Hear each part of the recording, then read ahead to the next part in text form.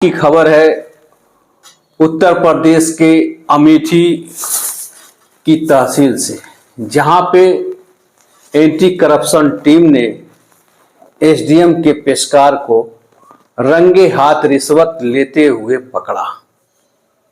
तो दोस्तों, आप देख रहे हैं मेरा यूट्यूब चैनल KTH मऊ यानी कुछ तो है। तो दोस्तों, आज की खबर भी करप्शन से है।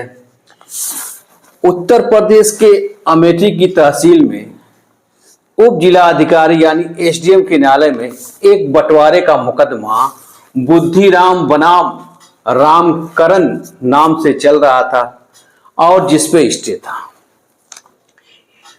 वादी पक्ष जो है, जिसने बंटवारे का मुकदमा दाखिल कर रखा था, वो चाहता था कि स्टे खारिज हो जाए ताकि वो जमीन पर जो निर्माण आदि कर रहा है या करवाना चाह रहा है वो करवा सके। अक्सर न्यायालय मुकदमे के दौरान मौके की नजाकत को समझते हुए स्टे दे देती है कि जब तक मुकदमा विचाराधीन है, उसमें कोई निर्णय नहीं आ जाता, उस विवादित भूमि पर कोई पक्ष भी किसी प्रकार का निर्माण न करे। तो एक पक्ष चाहता था कि मुकदमा चल रहा चले, स्टे उस पर से खारिज हो जाए कि मेरा कब्जा उस जमीन पर है और उसके अनुसार मेरा घर भी बना हुआ है, मैं दूसरे माले पर घर बनवा रहा हूं, उसी को लेकर स्टे इस पे हो गया है, उसी को लेकर सब इस विवाद है। तो अगर स्टे नहीं रहता तो दौरान मुकदमा भी अपना काम काज करते, फैसला जो आता उसको उम्मीद थी कि अगली बार भी स्टे हुआ था तो खारिज हो गया, यही सब उम्मीद थी। उसने इसी को लेकर पेशकार साहब, एसडीएम साहब के पेशकार साहब से मिले, जो अक्सर न्यायालय पर ही कुर्सी पर बैठे रहते हैं। एसडीएम साहब जब दौरान मुकदमा जब न्यायालय चलता है तब एसडीएम साहब न्यायालय पर जज बनकर बैठते हैं, बाकी वो अपने कार्यालय में रहते हैं जिसमें वो लोगों के समस्याओं को सुनते रहते हैं। और पेशकार साहब उसी न्यायालय पर कुर्सी रहती है, टेबल रहता है, वहीं बैठे रहते हैं, अपना फाइलों को देखते रहते हैं, क्या लिखना क्या पढ़ना, सारे कामों करते रहते हैं। तो वहीं पे जो पक्षकार स्टे खारिज करवाना चाहता था उनसे मिला, अपनी बात कोई रखी होगी। तो पेशकार साहब ने कहा कि अगर चाहते हो कि स्टे खारिज हो तो उसके लिए जल्द जल्द तारीख पढ़वाने के लिए और स्टे खारिज करवाने के लिए आपको पैसे देने होंगे। अब जितने भी पैसे मांगे गए हों, लेकिन फिलहाल 5,000 पर बात हुई कि 5,000 रुपया कम से कम दे दो तो स्टे खारिज में करवा दूंगा और जल्द तारीख भी पड़ती रहेगी। बहरहाल उस पीड़ित पक्षकार के एक भतीजे थे, उन्होंने शायद वो जागरूक रहे होंगे, कुछ जानकार रहे होंगे, या मैंने पहले वीडियो में बताया था कि अक्सर लोग न्यायालय के जब चक्कर काटते हैं, आते जाते हैं तहसील में या कोर्ट में, तो जानकार उनको हो जाती है, बुद्धि उनको आ जाती है। तो उन्होंने एंटी करप्शन टीम को इस बात की शिकायत की। एंटी करप्शन टीम तमाम अपने जांच पड़ताल करने के बाद सोमवार के दिन 1 बजे एसडीएम न्यायालय में अपना पहुंच जाती हो, तो सादे लिबास में रहती है, वो आम पब्लिक की तरफ पहुंच गई। जिस वक्त न्यायालय नहीं चल रहा था, पेशकार साहब अपनी कुर्सी बैठे हुए अपना काम देख रहे थे। जो पीड़ित पक्षकार था वो पेशकार के पास जाते हैं और 5,000 रुपया उनको दे देते हैं। तो जब न्यायालय पर कोई पैसा देता है तो उस समय पेशकार जो होते हैं या जो भी होते हैं वो अपना पैसा धीरे से लेते हैं और अपना पॉकेट में रख लेते हैं। तो पेशकार साहब ने ऐसा ही किया, पैसा लिया और पॉकेट में रख लिया। लेकिन जैसे ही उन्होंने पैसा पॉकेट में रख लिया, वहां करप्शन टीम फट से न्यायालय पे चढ़ जाती है। अब पेशकार साहब भी बड़े मजे हुए थे, बड़े पेशकार लोग बड़े जानकार होते हैं, तमाम दुनिया वो देखे रहते हैं। जो पुराने पेशकार हो जाते हैं उनकी तो बातें छोड़ी, हो तो और जानकार होते हैं।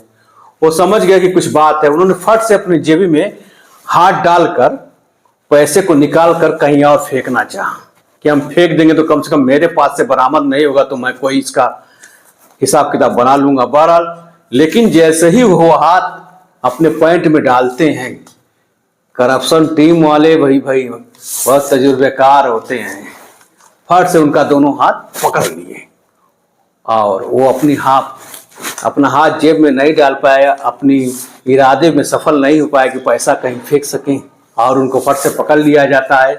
भरे न्यायालय में, जो न्यायालय में और लोग थे, तमाम उनकी इज्जत की धज्जियां उड़ गई, उनको पकड़ कर नीचे उतारा गया, तमाम तहसील में हड़कंप मच गई, तमाम लोग इकट्ठा हो गए, उनको पकड़ कर लेकर स्थानीय थाने में लाया गया, क्षेत्रीय थाने में लाया गया, जहाँ पे उन पे FIR दर्ज हुई।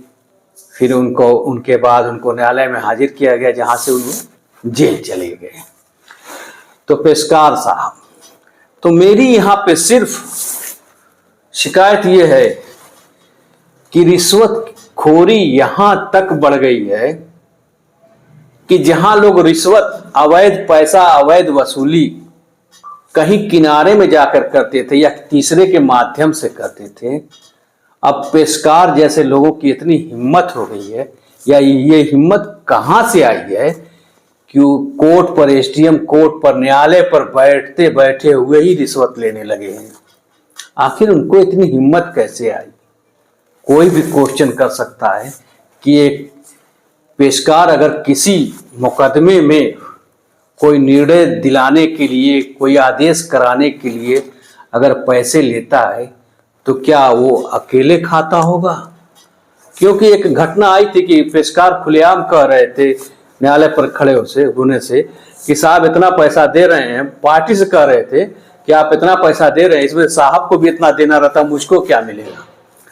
यानी ये आदमी के दिमाग में आ सकता है कि एक पेशकार जो पैसा ले रहा है किसी आदेश करवाने के लिए, किसी फाइल में कोई काम करवाने के लिए, तो ये कैसे मुमकिन है कि इनके ऊपर के जो अधिकारी हों उनका हिस्सा इसमें ना हो, या उनकी मिली भगत ना हो।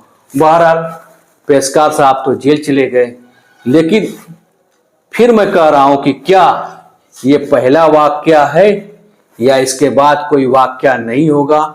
क्या इस वक्त जब मेरी वीडियो आप देख रहे हैं तो कहीं पे रिश्वतखोरी नहीं हो रही होगी, किसी विभाग में रिश्वत नहीं लिया जा रहा होगा? और उन बच्चों से भी कहना चाहता हूं मैं, जिनके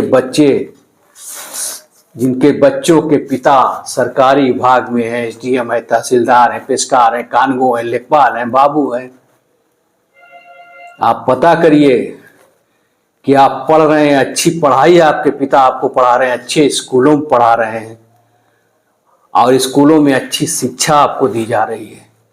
तो पता करिए, आपका भी कर्तव्य है, अगर आप मेजोर हो रहे हैं तो, कि कहीं आपके पिता आपकी पढ़ाई, आपकी देखरेख, आपके शौक उसी रिश्वतखोरी के पैसे से पूरा तो नहीं कर रहे हैं।